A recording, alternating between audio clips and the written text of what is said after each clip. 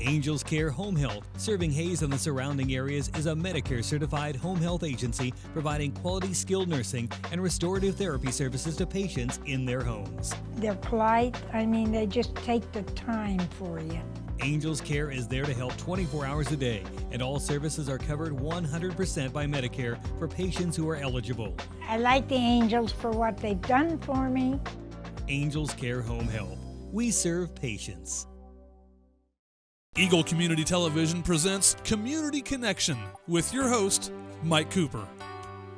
Hello and welcome again to Community Connection from Eagle Community Television. Thanks for watching. Thanks as always to the producer of our series, Jeff Durall.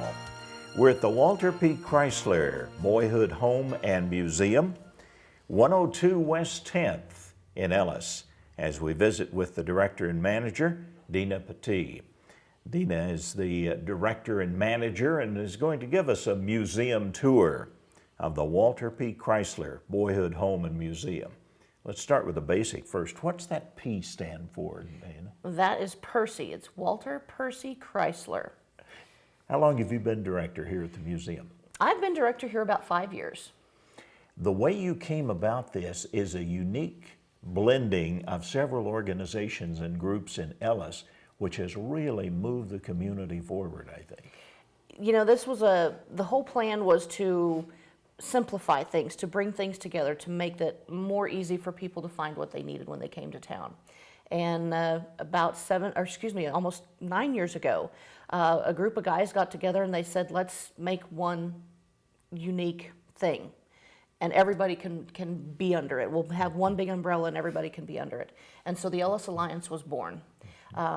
I started with a table, or with a desk and a computer and a pen.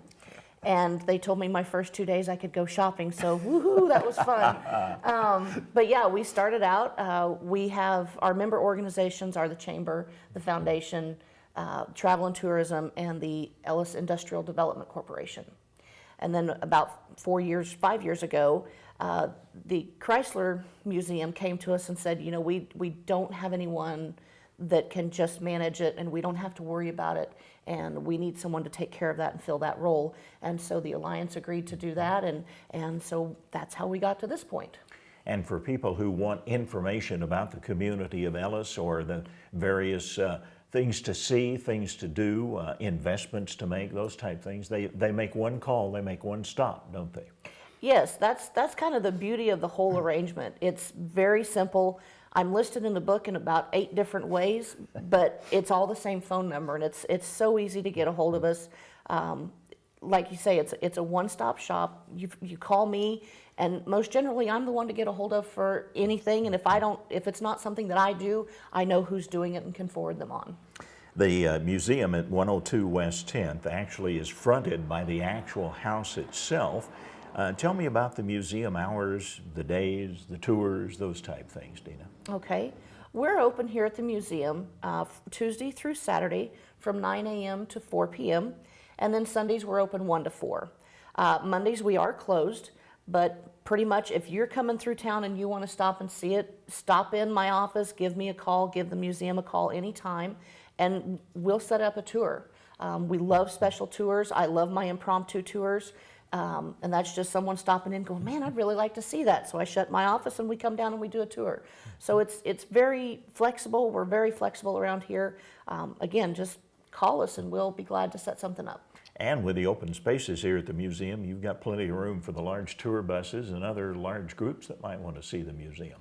Yes, we do. I'm very fortunate to have my tour guides that I do, and we can split tours up if we have a group of 50 or so. We can actually split those people up between the home itself and the museum building here, do the full tour, switch roles. One of us will take the other group, and so yes, we can accommodate large groups, we can accommodate small groups. Love our school tours, so we can accommodate most things. What about admission prices? Our admission prices are $4 for adults, $3 for seniors, and $2 for tour groups. That's a special tour rate that we do for everyone. Our kids under 5 are free. So 12 and under are $2, and like I say, under 5 are free. Okay. Do you have a website, by the way, for the museum? We do. We have a website, is ChryslerBoyhoodHome.com, and our Facebook page is Walter P. Chrysler. Tell me some of the unique features that people will see here at the museum, Dena. We've got some really, really cool pieces that really you just wouldn't expect to find here. One of the things that I love is our space display. Most people don't have any idea that Chrysler was involved in the space race, but they really were. And it started clear back in World War II. They made tanks. Walter made tanks in World War II. And one of the items that we received last year was a bullet. There's a manufacturing company that Chrysler owned that made bullets for World War II, and we had a gentleman come through. He was from Florida, stopped in, took a tour of the museum, loved it, and said, "Hey, I've got something for you." And in the mail, 2 or 3 days later, here comes this bullet that they had manufactured in the Chrysler factories. And those that involvement with the Chrysler Corporation goes back to the early days of the space program, doesn't it? Yes, it does. Chrysler was involved with the Saturn and the Apollo rockets. They built the rocket boosters for those. We actually have a launch button from the Chrysler Corporation that launched those rockets. So again, very interesting things that you would not expect in a Chrysler vehicle museum. So Because the museum is so complete, Dena, it even has things that you would normally expect at a museum, like Walter's desk and his workspace, if you will. you bet. We've got the floor plans for the 52nd floor of the Chrysler building, which is what he built with his own money. He took that out of his pocket and he built it so his kids would have a legacy. From that, we've got the floor plans, we've got his desk, we've got his chair, we've got things that were on his desk on a daily basis that he used every day. So those are very, very interesting things, and they're very special pieces to us. Tell us about some of the other unique items. And of course, obviously right behind us here, one of the early vehicles. You've got to have those, obviously. You bet. But it was interesting to see the futuristic Chrysler vehicle, which came about, what, 3 years ago, I believe? Yes, 3 years ago, we've got a small model display of a car that they produced, and they called it a people mover. It was the Chrysler 700 people mover. And at the time when they put this car out, it had the touchscreen dashboards. But at that point in time, they decided it was a little too futuristic and we'd never go there. About the next year later, touchscreen dashboards came out. So they were just one step ahead of everybody, but the new Pacificas look very similar to it, but we still have that model here on display. And that was about 3 years ago. Yes, And about how 3 the years ago. Technology has changed since then. Tell us some of the other unique features we'll see here. Well, of course, right behind us, we have Walter's personal car. This is the one that he took to the car show in New York, and they actually refused him entry. They did not let him enter the car show because at that point in time, his car was not mass produced. It was a prototype. So he rented a hotel down the street called the Commodore. He rented a floor on the hotel and brought the car show to him. So that's another one of those things that he was very ingenuitive, he was very ingenious, he knew how to sell his product. And there's other memorabilia, everything from the Chrysler uniforms that the workers wore to the Chrysler building pictures itself. Some of those great signs that we used to see around the car lots and dealerships and such as that. Oh, yes. We even go back to when Chrysler was a young boy. He was a marble champion here in Ellis, and he loved to play the railroaders that came through. And at that time, they played for keeps. So you definitely were losing your marbles when you played Walter. He was a champion. So we have his memorabilia from when he was a young man, when he was married to Della, his wife, that he met during piano lessons. So it's a very interesting museum. I'm glad you told that story of the marbles. That's the first time I'd heard that unique story, that he was such a big marble champion back in the early days of his boyhood in Ellis. Yes, that was one thing, they played marbles all the time, and there were places downtown where he would go and he knew how to shoot marbles, and he could make some money off of those railroaders that came through town. So. Well, and speaking of the railroad, I guess that's where Walter really honed his abilities and skills in machinery and things of that sort, right? That kind of basis of working on the railroad. You bet. Many people think that he jumped right into cars, and that couldn't even be further from the truth. At about age 22, he left Ellis here and moved with the railroad. I mean, he started on the railroad by lying about his age first, and just wiping down steam engines and sweeping the floor. He just wanted to know how things worked. He had this habit of taking things apart just to figure out how they worked. So he did a lot of that. He figured things out. He brought it down to the very basics just to see how things happened. And he started on the railroad. He made his own tools, which we are in the process of getting back at our home here. So he just really, he wanted to know everything about every detail. So, How about family? Do you have any brothers, sisters? yes, Walter was one of three. Ed was the older brother, and Irene was his younger sister. And family basically here in Ellis for how long a period of time? Actually, Walter moved here when he was 3, and then he left when he was 22 to further his work on the railroad, but his family stayed here for many years after that. Della's parents are buried here in Ellis. Walter's parents are buried in Salina. So they did move on after Walter had moved, but for many years they stayed right here in Ellis. And we come to the location here at 102 West 10th. The first thing that we see is the actual home itself, the museum being behind that home, right? Exactly. You just walk around the sidewalk of the house and come back to the museum, and we'll get you started in here. But the house, you know, it was built in 1889, and it was built by Walter, Ed, and his dad, Henry.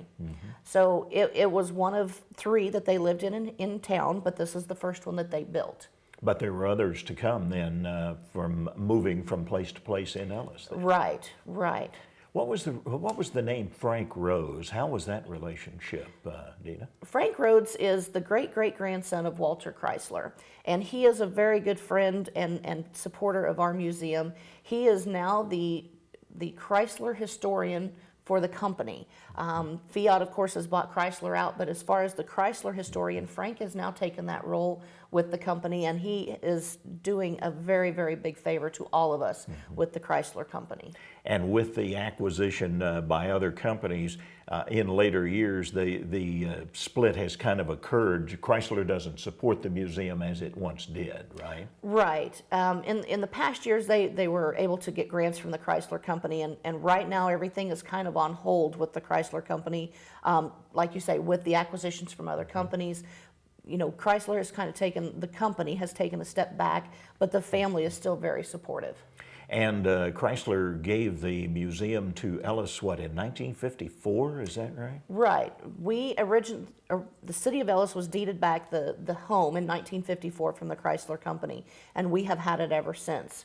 And of course, we were not, you know, spared from the flood of '57, and we have some watermarks in the house that prove that, you know, it came through. So yeah, we were not spared from those things, but we've always had help, and we've always had the community to come and rally around us and help us bring things back. Well, it's an amazing tour. And so much memorabilia here, everything from the early days of Walter's life in Ellis through the entire space program that Chrysler was involved in, to, of course, the unique vehicles which you can see, and now having the distinction of being the only open, functioning Chrysler museum in the country. Is that right? That is right. About 4 years ago, the main Chrysler Museum in Detroit closed, of course, by funding, and we have been able to withstand that test. We are still here, we are opening, and right now we are the only one in the nation. What's the chance of getting any of the memorabilia out of that museum? Wouldn't that be a coup? That would be very special, and that's where we have been working for about 3 years on that toolkit. We have a replica upstairs in the home, and we have now got those tools back from the Smithsonian. They are with Frank. They are in his possession, and he's doing some work with those and some productions on those tools, and then they will be making their way back here. Excellent. Well, with Frank's help, maybe some of that memorabilia will eventually find its way to the only functioning Chrysler museum in the country now. That's right. The Walter P. Chrysler, P for Percy, the Walter P. Chrysler Boyhood Home and Museum. Tours available, and the hours Tuesday through Sunday. And director and manager can steer you in the right direction for those tours, Dena Patee. And once again, Dena, the website address to tour the home. ChryslerBoyhoodHome.com. our guest today on Community Connection.